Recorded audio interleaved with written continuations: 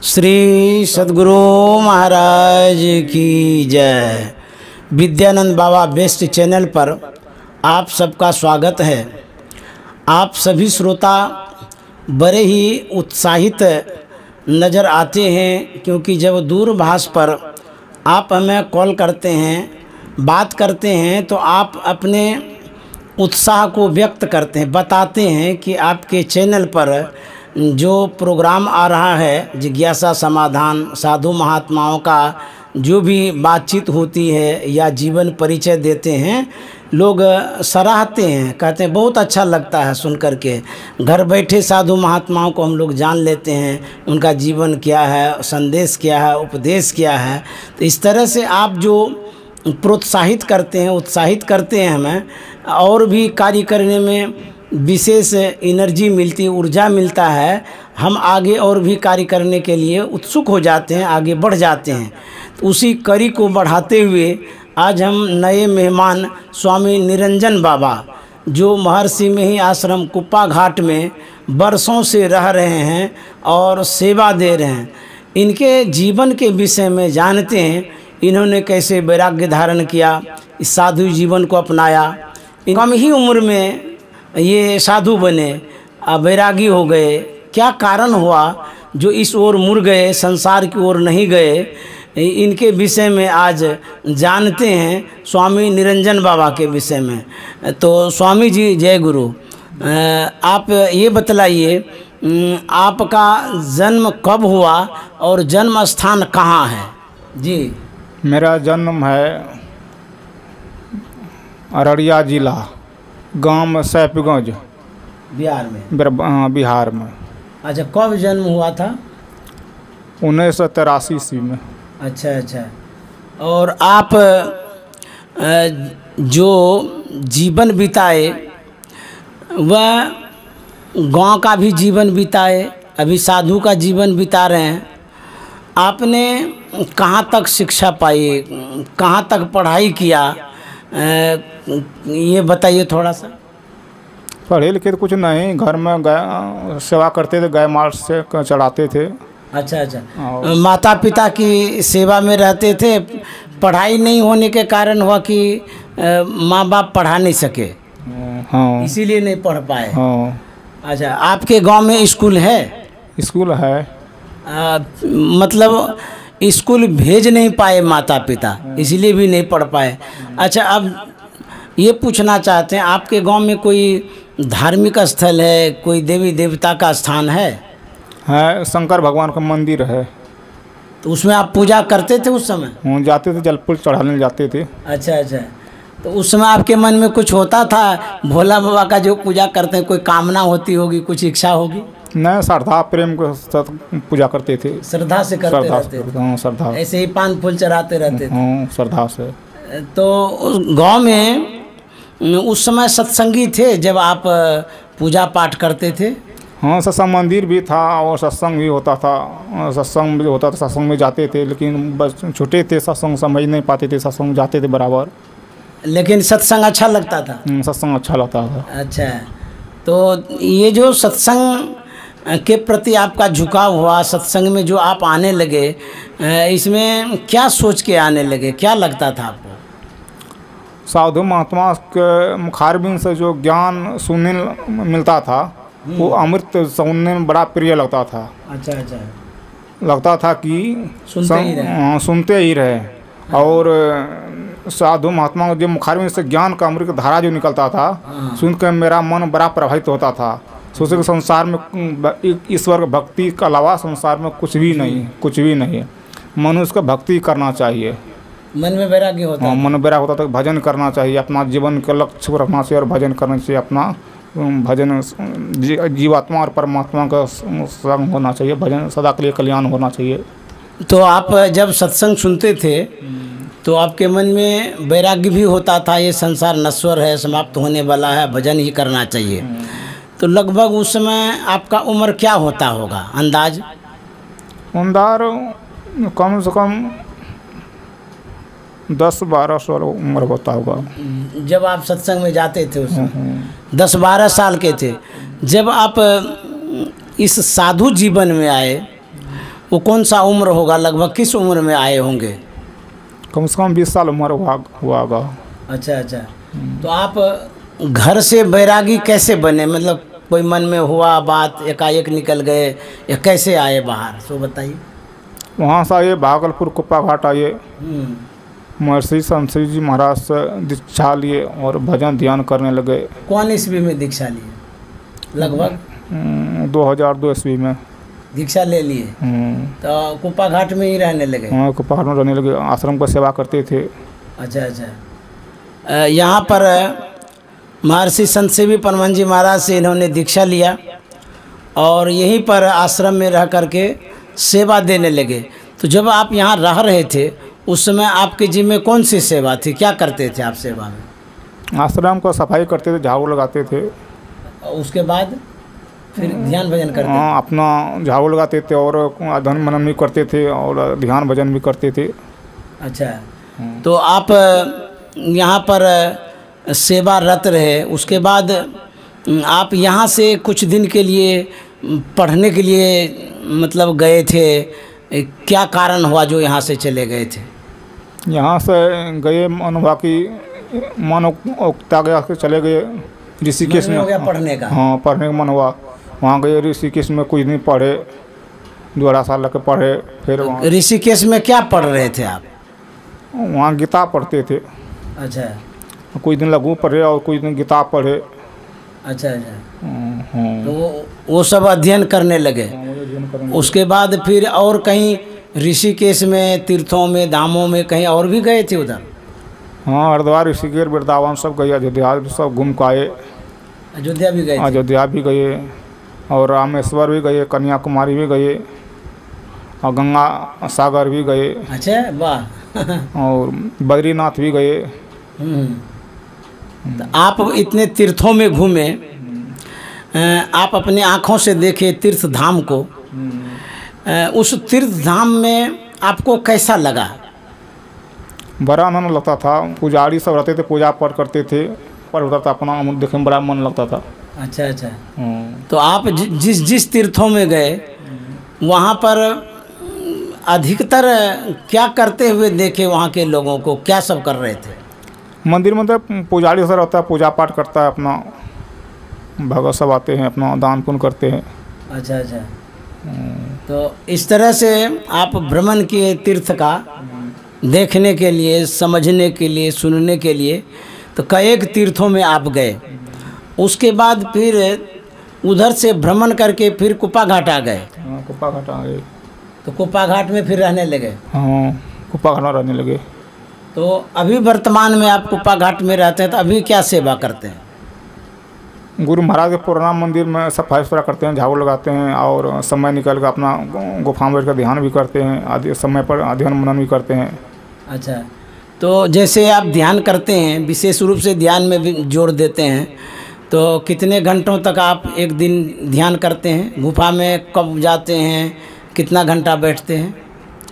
देखिए, ये बात हम लोग नहीं कह पाएंगे, लेकिन गुरु महाराज के पास जब भी बैठते हैं, गुरु महाराज के पास भी बैठते हैं। अच्छा अच्छा। गुरु महाराज के पास बैठते हैं।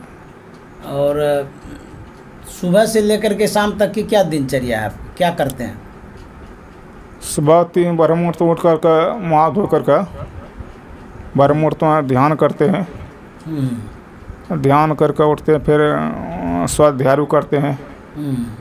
स्वाध्याय करके फिर अपना आश्रम का कुछ झाड़ू बाड़ू करके अपना सेवा करते हैं। सत्संग में जाते हैं और स्तुति प्रार्थना करते हैं। फिर वहाँ तो अपने जो भी अध्ययन मनन करते हैं अपना, और फिर ध्यान भी कर जाते हैं। अच्छा, इस तरह से इनका दिनचर्या है। ये विशेष रूप से ध्यान करते हैं और अध्ययन भी करते हैं। क्या आप प्रवचन भी करते हैं? हाँ, कभी कभार भी कोई बोलाता है तो चले जाते हैं, ध्यान अभ्यास में भाग लेते हैं और ध्यान भी करते हैं। मौका मिलता है कुछ प्रवचन भी करते हैं।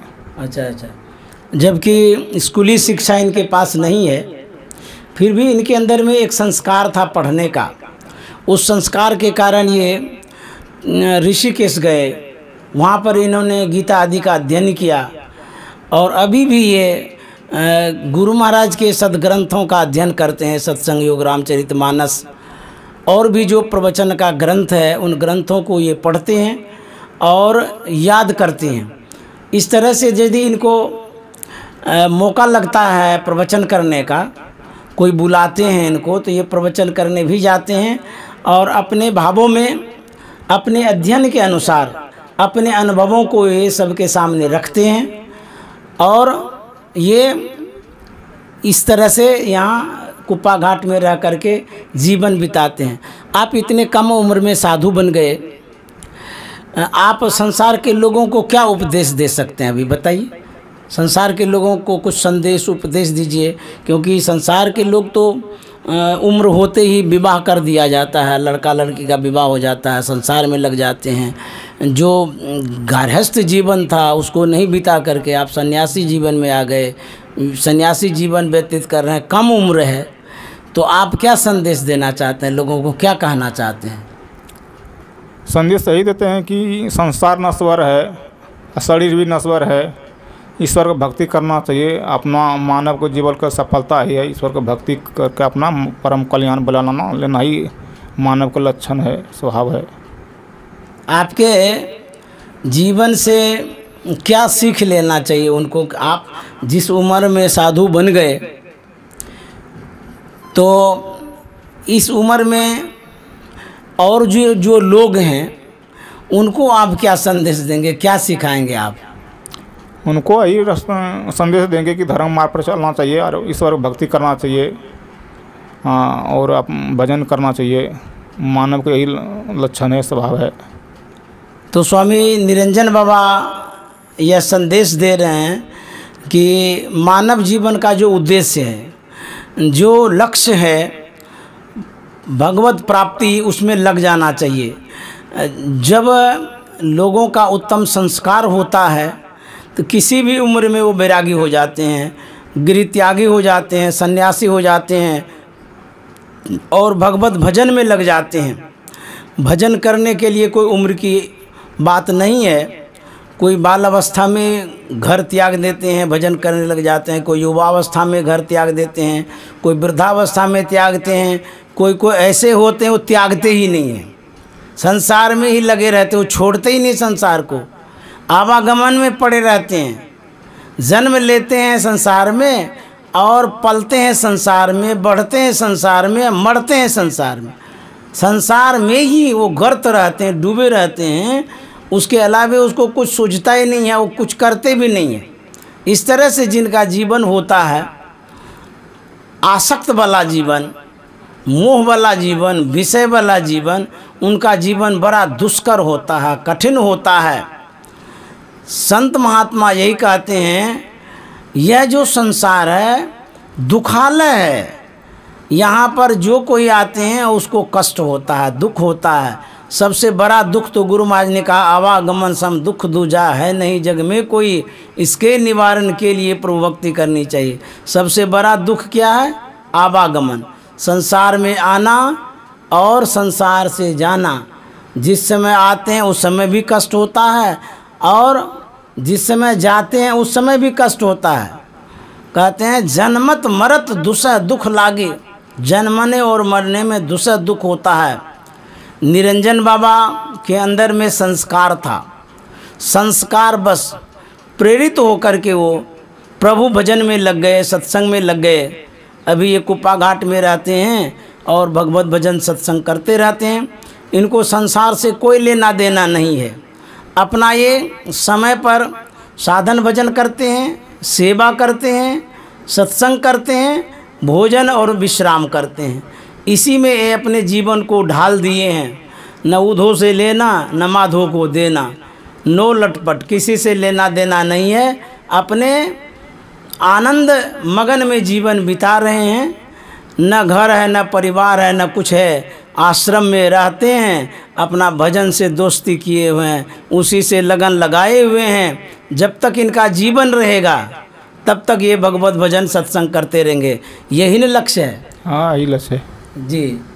तो इनका यही लक्ष्य है कि सब दिन हम सत्संग भजन करते रहेंगे। अभी तो युवावस्था में हैं, इनके अंदर में ऐसा वैराग्य है, इतनी दृढ़ता है, परिवार के प्रति कोई आसक्ति नहीं है, समाज के प्रति कोई लगाव नहीं है, सिर्फ संतमत समाज से लगाव है, सत्संगियों से लगाव है, सत्संग से लगाव है, ध्यान से लगाव है, जो एक विरक्त साधु का लक्षण होना चाहिए, जो एक भगवत प्रेमी का लक्षण होना चाहिए, वह लक्षण इसमें दिखता है। उसी के अनुरूप ये अपने जीवन को ढाले हुए हैं और ये आगे अपना साधना में बढ़ते जा रहे हैं। कुछ लोगों को संतमत के प्रति और कुपा घाट के प्रति कुछ संदेश हो, कुछ बताना चाहते हैं तो बताइए। लोगों को यही उपदेश देना चाहिए कि ईश्वर भक्ति करना चाहिए, मानव जीवन के यही लक्ष्य है। क्योंकि भगवान राम का बड़े भाग मनुष्य तन पावा, सुर दुर्लभ सब ग्रंथें गावा। ये बड़े भाग से मनुष्य शरीर मिलता है और सब ग्रंथों ने कहा कि ये देवताओं की दुर्लभ है। देवताओं लोग चाहते हैं कि उनको मनुष्य शरीर मिले, ईश्वर भक्ति करे, लेकिन उसका नसीब नहीं है। हम लोगों को ईश्वर की भक्ति करना चाहिए। भगवान कहा बड़े भाग मनुष्य तन पावा, एक जगह कहा बड़े भाग मनुष्य पावा, दूसरी जगह कहा बड़े भाग पाइए सत्संगा। बहुत जब पुण्य इकट्ठा होता है, मनुष्य जन्म जब 84 लाख योनि भरमते तो कबूँ कड़ी कड़ी नान हृदय ही देती इस बिनु हित सन ही, कारण ही सने करने वाले ईश्वर कभी दया करके जीव को मनुष्य शरीरता की ईश्वर भजन करना चाहिए। और सुंदरदास जी महाराज ने कहा है तात मिले पूर्णिमात मिले, सुत भरात मिले जुक्ति सुखदाई, राज्य मिले गजबाज मिले सब साज मिले मनवांछित पाई, लोक मिले सुरलोक मिले विधि लोक मिले बैकुंठों जाई, सुंदर और मिले संत समागम दुर्लभ भाई।